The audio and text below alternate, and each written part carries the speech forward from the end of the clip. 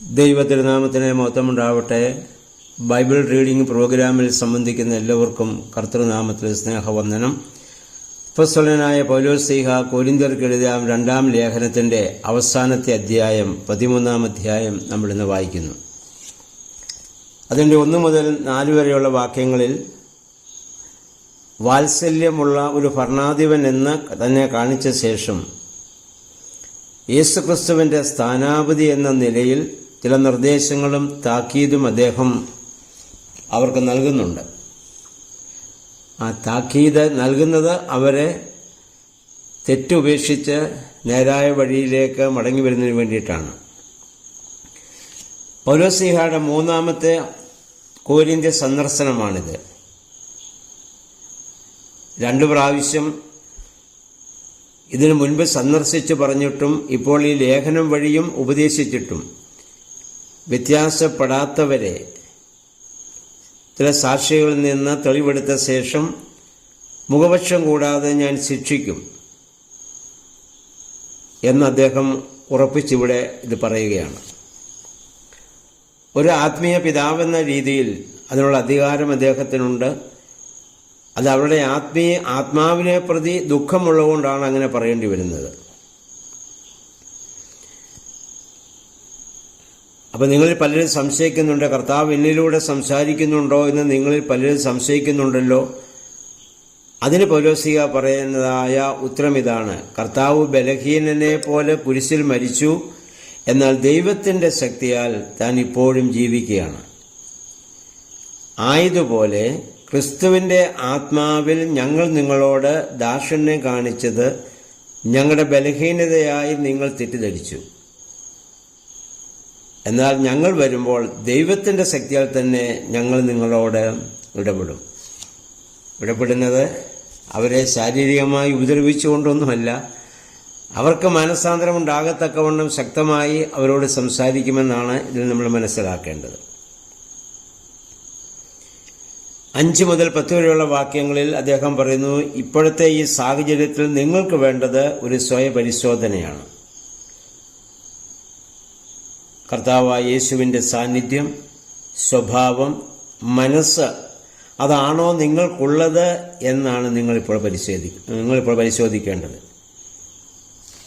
അവയല്ല ഇപ്പോൾ ഉള്ളതെന്ന് സ്വയപരിശോധനയിലൂടെ നിങ്ങൾക്ക് വെളിവാകുന്നുവെങ്കിൽ നിങ്ങൾ പരിത്യജിക്കപ്പെട്ടവർ തന്നെയാണ്.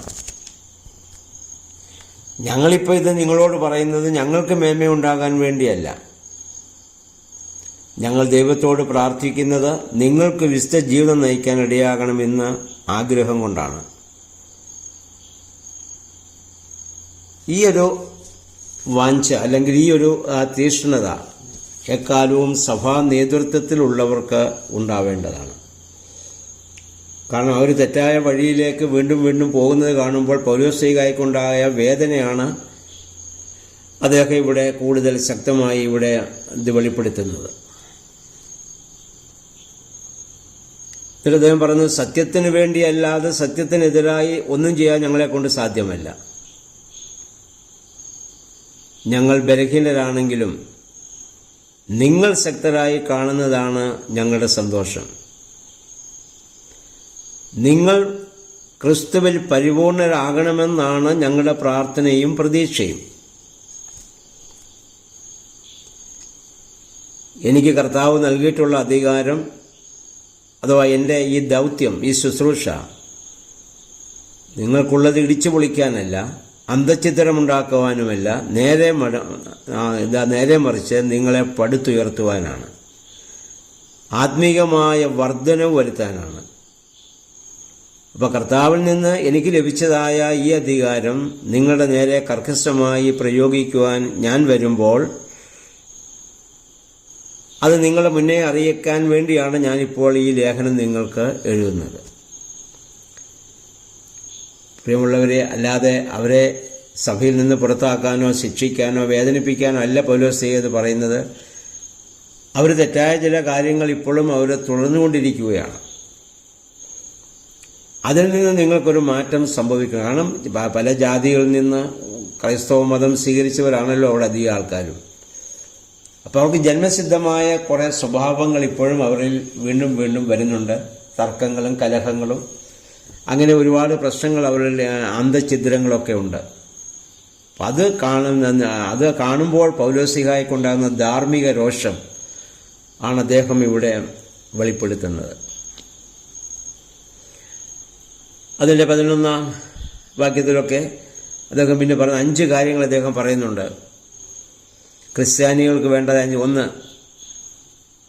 സന്തോഷം, 2 പൂർണ്ണത, 3 ആശ്വാസം, 4 ഐക്യം, 5 സമാധാനം. ഇവയുണ്ടെങ്കിൽ കർത്താവ് നിങ്ങളിൽ സഹവസിക്കും. അത് നിങ്ങളിലുണ്ടോ എന്ന് നിങ്ങൾ പരിശോധിക്കേണ്ടതാണ്. നമ്മളും ഈ 5 കാര്യങ്ങൾ ഇത് ശ്രദ്ധിക്കേണ്ടതാണ്. ഐക്യവും സമാധാനവും സന്തോഷവും ആധ്യാത്മിക കാര്യങ്ങളിലുള്ള അല്ലെങ്കിൽ പൂർണ്ണരാകാനുള്ള ആഗ്രഹവും ഒക്കെ നമുക്ക് ഉണ്ടാവുന്നുണ്ടോ? വേദപുസ്തകം ഇത്രയും നാൾ വായിച്ചതിലൂടെയോ പ്രാർത്ഥിച്ചതിലൂടെയോ ആരാധനയിലൂടെയോ ഇങ്ങനെയൊരു തീക്ഷ്ണത നമ്മുടെ ഹൃദയങ്ങളിൽ ഉടലെടുക്കാൻ സാധിച്ചിട്ടുണ്ടോ എന്ന് നമ്മൾ ചിന്തിക്കേണ്ടതാണ്. 12-ാം വാക്യത്തിൽ അദ്ദേഹം പറഞ്ഞു, പലരായ നിങ്ങൾ അല്ലെങ്കിൽ പല കക്ഷിക്കാരായ നിങ്ങൾ ആ കക്ഷിത്വമൊക്കെ വിട്ട് ദിവ്യ സ്നേഹത്തിൻ്റെ, ഐക്യ സമാധാനത്തിൻ്റെ ലക്ഷണമായ വിശുദ്ധ ചുംബനം പരസ്പരം നിങ്ങൾ നൽകണം. എന്നിട്ട് പറയാണ്, വിശുദ്ധർ വിശ്വാസികളായ നിങ്ങൾക്ക് ആശംസകൾ അർപ്പിക്കുന്നുണ്ട് അദ്ദേഹം ഉള്ള സ്ഥലത്തെ. ആ വിശുദ്ധ ചുംബനം അതിൻ്റെ ഫലമായിട്ടാണല്ലോ നമ്മളിപ്പോൾ വിശുദ്ധ കുർബാനയിൽ നമ്മൾ പരസ്പരം കൈകസ്തൂരി കൊടുക്കുന്നു, സമാധാനം നമ്മൾ നടത്തുന്നു. അതിനുശേഷം മാത്രമേ ദൈവവുമായുള്ള ഒരു ബന്ധം നമുക്ക് സ്ഥാപിക്കാൻ സാധിക്കുകയുള്ളൂ. നമ്മൾ മാനസികമായി അകന്നു നിന്നുകൊണ്ട് ദൈവത്തെ എത്ര ആരാധിച്ചാലും ദൈവസാമീപ്യം നമുക്ക് അനുഭവിക്കാൻ സാധിക്കുകയില്ല. കാരണം കർത്താവ് പറഞ്ഞു, കാണപ്പെടുന്ന സഹോദരനെ സ്നേഹിക്കാത്തവന് കാണപ്പെടാത്ത ദൈവത്തെ സ്നേഹിക്കാൻ സാധിക്കത്തില്ല. നല്ല ഭാഷയിലും നല്ല ശബ്ദത്തിലുമൊക്കെ പ്രാർത്ഥന നടത്താൻ സാധിച്ചേക്കാമെന്ന് മാത്രമേ ഉള്ളൂ. ദൈവം എപ്പോഴും നോക്കുന്നത് നമ്മുടെ ഹൃദയമാണ്. ഞാൻ ഇതിനു മുമ്പ് പല പ്രാവശ്യം പറഞ്ഞു, പുതിയ നിയമത്തിൽ ഒറ്റ വിശുദ്ധിയെ കർത്താവ് ആവശ്യപ്പെട്ടുള്ളൂ, അത് ഹൃദയത്തിൻ്റെ വിശുദ്ധി മാത്രമാണ്. അവിടെയാണ് പാപചിന്തകൾ ഉടലെടുക്കുന്നത്. അതുകൊണ്ടാണ് അതിൻ്റെ വിശുദ്ധി കർത്താവ് ആവശ്യപ്പെട്ടത്. 13-14 വാക്യങ്ങളിൽ വിശുദ്ധ പൗലോസ്ലീഹ ത്രിത്വനാമത്തിൽ അവരെ ആശീർവദിക്കുകയാണ്. പിതാവിൻ്റെയും പുത്രൻ്റെയും പരിശുദ്ധ നാമത്തിൽ അദ്ദേഹം അവരെ അവിടെ ആശീർവദിക്കുന്നു, ത്രിത്വത്തിൻ്റെ നാമത്തിൽ. ആ ത്രിത്വനാമത്തിലുള്ള ആശീർവാദം ഇന്നും സഭയിൽ അല്ലെങ്കിൽ സ്ഥാനാപതികളായ ആളുകൾ ആ ആശീർവാദം ഇപ്പോഴും നൽകുന്നത് അതുകൊണ്ട് തന്നെയാണ്. ആ ത്രിത്വത്തിൻ്റെ നാമത്തിലുള്ളതായ ആശീർവാദം.